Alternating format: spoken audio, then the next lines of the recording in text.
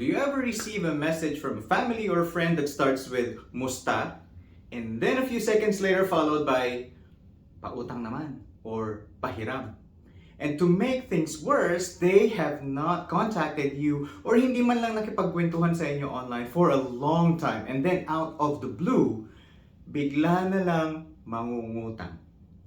So in this video, let's talk about how to set boundaries with friends and family when it comes to sending money to the Philippines. Hey, kumusta? My name is Mighty and welcome to Clueless in the US, where it's my goal to help you move, survive, and thrive in the United States.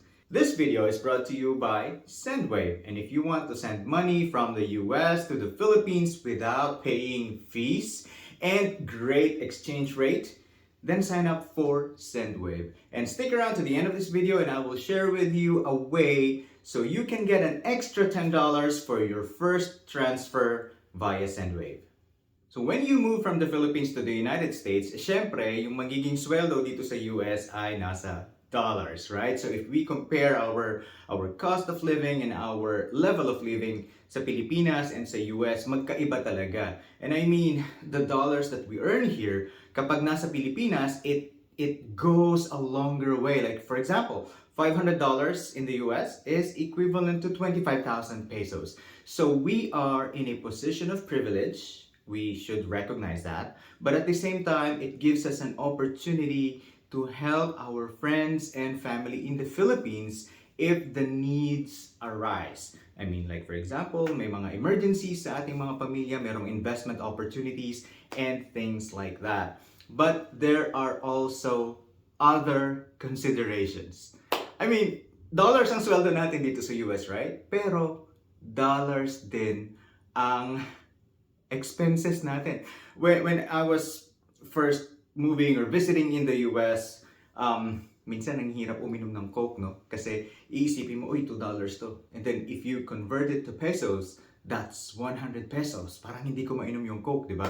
So here are several considerations when it comes to helping financially our friends and family in the Philippines. Number one, check your financial standing and capacity to help.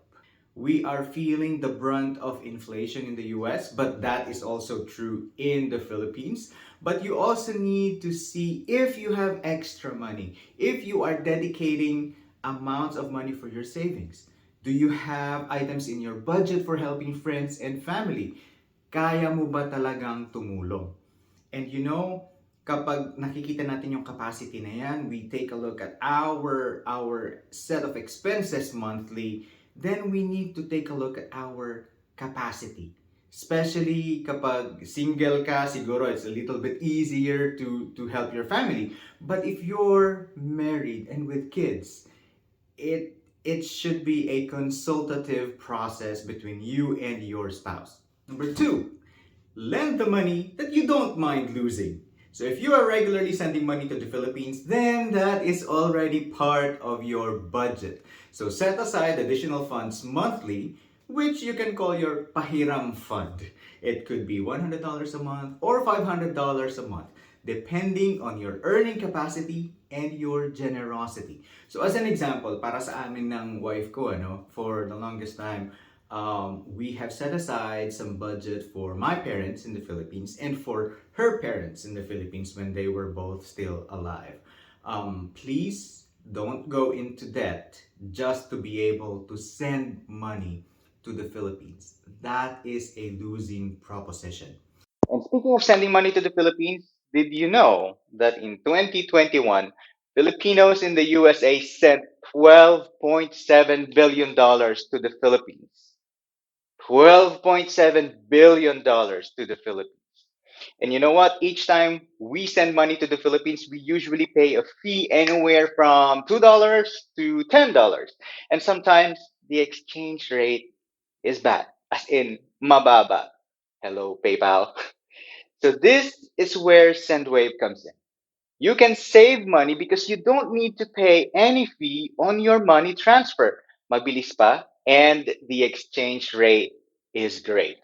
Now that's a rhyme. Let's watch this. Sendwave, tara, usap tayo. Go, Tito Boy! Ikaw pala ang app na gamit ng mga Pinoy abroad para magpadala ng pera sa Pinas. Pero, mapagkakatiwalaan ka ba namin? Yes! Meron na po akong nearly 1 million users. Wow! Fees, Fee-free! exchange rate, A very good exchange rate. mabilis sumabagal. Super fast! Sobrang okay ka. Pati ako, magse-Sendwave na. Thank you, Tito Boy. Pero teka, fee-free ka nga ba talaga? Wala pong fees! Kabayan, Sendwave, now na! Number 3, if it's a life or death situation, consider giving money instead of treating it as utang. A few years ago, a friend of mine once asked for help.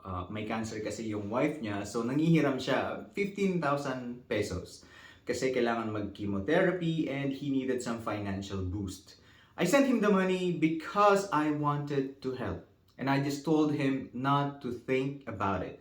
So 2 years later, he was trying to pay back the money, but I told him to keep it.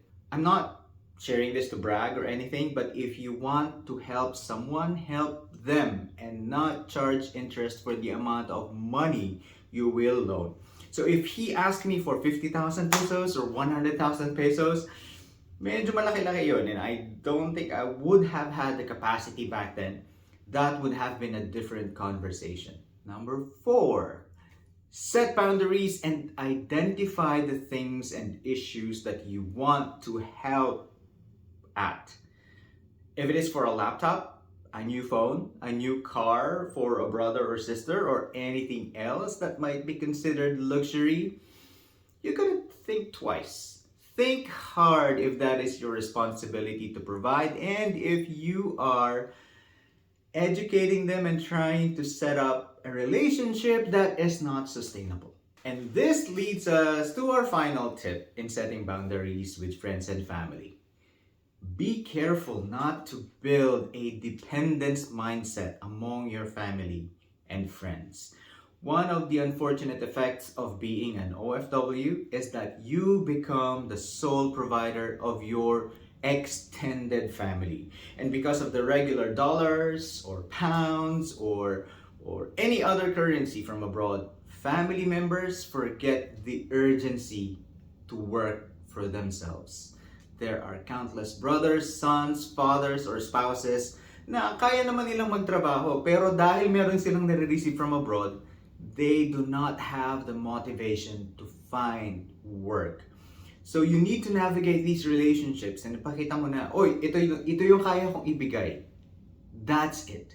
And when you set those limits, stick to those limits. Madali kasi no, yung pusong mamon, lalo na siguro yung mga moms na dahil absent from their family in the Philippines ay nagbibigay na lang ng nagbibigay. But we need to set those boundaries so that our family and friends in the Philippines could also have healthy expectations from themselves and from us as overseas Filipinos. So once again, this video is brought to you by Sendwave, and if you want to send money from the US to the Philippines without any fees, hindi ito gimmick, talagang zero fees, and then they also have great exchange rates, then download the Sendwave app from the Google Play Store or Apple App Store, and then for your first transfer to get a $10 extra, libre to, $10 extra, use the code CLUELESS. And if you need a guide on how to use this app, then I encourage you to watch this video right here.